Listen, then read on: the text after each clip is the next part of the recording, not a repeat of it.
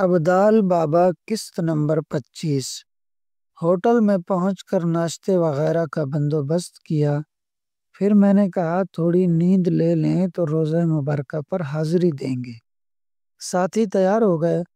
صبح 10-11 بجے کے قریب ہم نے روزہ مبارک پر حاضری دی، فاتحہ پڑھی۔ بڑی پرکیف جگہ ہے، ہر طرف انوار و تجلیات دکھائی دیتی ہیں۔ آل رسول اہل بیت کا فیض جاری و ساری ہے۔ عقیدت مند اپنی اپنی جھولیاں بھر کر جا رہے تھے۔ مجھے امانت کی فکر تھی کہ پہلے کام ہو جائے، پھر زیارتیں اور سیاحت ہو۔ زینبیہ میں وہ امانت کس کو دینی تھی یہ پتہ نہیں تھا، بس یہ معلوم تھا کہ کسی خاتون کو دینا ہے۔ دوپہر کا کھانا ایک چھوٹے سے ریسٹورنٹ میں کھایا، برگر جیسی چیز جس میں سبزیاں اور کیچپ لگا ہوا تھا۔ شام تک ادھر ادھر گھومتے رہے۔ رات ہوئی تو وہ بزرگ خواب والے نظر آئے۔ کہا، یہاں روضہ مبارک سے دائیں طرف آگے جاؤ، ایک بازار ہے، اس بازار میں آخری کونے پر ایک سبزی کی دکان ہے۔ اس سبزی کی دکان کی پہچان یہ ہے کہ اس کے سامنے ایک کھانے پینے کی چیزوں، بوتلوں، مشروبات وغیرہ کا اسٹور ہے۔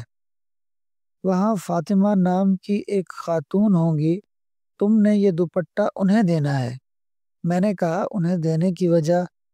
بزرگ نے فرمایا، وجہ تو تم خود امانت وصول کرنے والے سے معلوم کرتے ہو، مگر میں فاطمہ کے متعلق آج تمہیں اس لیے بتا رہا ہوں کہ فاطمہ کسی سے زیادہ بات نہیں کرتی، لہذا تمہارے سوالوں کا جواب بھی نہیں دیں گی۔ فاطمہ نے شادی نہیں کی۔ فاطمہ کا ایک بھائی جو شادی شدہ تھا اور اس کے 2 بچے بھی تھے، اس کا ایکسیڈنٹ ہو گیا تو فاطمہ نے گھر کی سربراہی کا بیڑا اٹھایا۔ اپنے عفت و پاکیزگی کو برقرار رکھتے ہوئے مختلف جگہ ملازمت کی۔ آخر میں یہ بقالہ خضرویات یعنی سبزی کی دکان کھولی۔ اس نے دنیا سے کنارہ کشی اختیار کر لی اور اپنی بھابھی اور بھتیجے بھتیجی کی کفالت کو اپنا مشن بنا لیا۔ اسی دوران یہ تھوڑے تھوڑے پیسے جمع کرتی رہی کہ یہ حج کر لے۔ یہاں پاکستان جتنا خرچ نہیں آتا، سعودی عرب قریب ہی ہے، بائی روڈ بھی جا سکتے ہیں، مگر ایک چھوٹی سی دکان سے بچت کرنا ناممکن تھا، جو اس نے کر دکھایا۔ جب پیسے جمع ہو گئے تو اس نے گھر میں تذکرہ کیا۔ بھابھی نے ناک بھوں چڑھائے، لیکن دوسرے دن ہی بھابھی کو فالج ہو گیا۔ وہ بھابھی جس کی کفالت فاطمہ کرتی تھی اور وہ اس پر تنقید کرتی رہتی تھی، صاحب فراش ہو گئی۔ اب فاطمہ کے پاس 2 راستے تھے۔ حج کا مہینہ آ پہنچا تھا، یا تو فاطمہ حج کو کسی محرم کے ساتھ جاتی یا پھر بھابھی کے علاج معالجے پر وہ پیسے خرچ کر دیتی۔ فاطمہ نے دوسرا راستہ چنا۔ اللہ سے کہا، تیرے گھر، تیرے حبیب کے گھر آئندہ پھر کوشش کروں گی آنے کی۔ میں بھابھی کے علاج پر یہ رقم خرچ کر رہی ہوں، مجھے معاف کر دینا۔ خدا کو فاطمہ کی یہ بات پسند آ گئی، اسے ذکر کی دولت عطا فرما دی۔ ایک ڈیوٹی والے فقیر نے اسے ذکر کرنا سکھایا۔ اب وقت آ گیا تھا کہ اسے بھی کام پر لگا دیا جائے، لہذا نشانی کے طور پر اسے یہ دوپٹہ دیا گیا۔ اب اس کا کام شروع ہو جائے گا۔ اسے شفا کی تاثیر دی گئی ہے۔ وہ جس پانی پر دم کرے وہ دوا بن جائے گا، جس کو چھوئے اسے صحت ملے گی۔ فاطمہ کی ایک خوبی اور ہے، اگر کوئی سامان خرید کر واپس کرے تو یہ منع نہیں کرتی۔ دوسرے اگر خریدنے والے کے پاس پیسے کم ہوں تو بھی یہ سامان دے دیتی ہے۔ میں نے کہا، سبحان اللہ، یہاں مردوں میں ایسا دم خم دیکھنے میں نہیں آتا، جبکہ یہ تو عورت ہے۔ صبح پھر روزے پر حاضری دی، فاتحہ پڑھی اور بازار کی سیر کو نکل گئے۔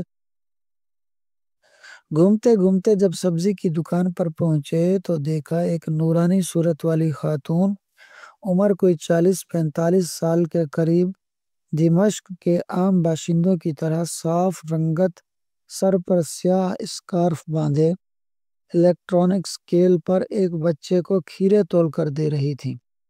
ہم نے سلام کیا، جواب میں وعلیکم السلام کہا۔ میں نے تربوز کی طرف اشارہ کیا، انہوں نے شامی کرنسی میں لیرا بھاؤ بتایا۔ میں نے تقریباً 3 کلو کا دانہ اٹھا کر دیا، کہا یہ شیریں نہیں ہے، دوسرا اٹھا لیں۔ میں نے دوسرا لیا۔ اتنے میں میں نے اپنے ساتھی سے کہا، یار سامنے دکان سے چائے تو لے آؤ، دیکھو شاید قہوہ مل جائے۔ وہ گئے اور میں نے اپنے تھیلے میں جسے میں ساتھ رکھتا تھا اس میں ہاتھ ڈالا اور دوپٹہ نکالا اور کہا، یہ فلاں صاحب کی طرف سے ہے۔ دیکھ کر رونے لگی، بولی میں اس قابل تو نہیں، مگر حکم ہے تو ٹھیک ہے۔ میں نے کہا آپ کو اس کی خبر کیسے ملی؟ بولی بس مل گئی۔ میں نے کہا آپ کتنا ذکر کر لیتی ہیں؟ بولی سب مالک کی کرم نوازی پر منحصر ہے۔ میں سمجھ گیا یہ بولیں گی نہیں، دعا کی درخواست کر کے سٹور کی طرف رخ کیا۔ وہ ابھی تک لائن میں لگے چائے کا انتظار کر رہے تھے۔ میں تھیلے میں تربوز ڈال کر لے آیا تھا، کہا چلو چھوڑو، ہوٹل میں چل کر تربوز کھائیں گے۔ کام ہو گیا تھا، زینبیہ میں ایک دن گزر چکا تھا۔ ہم نے سوچا دمشق شہر کی بھی سیر کر لی جائے۔ ٹیکسی لی اور شہر کی سیر کو نکل گئی۔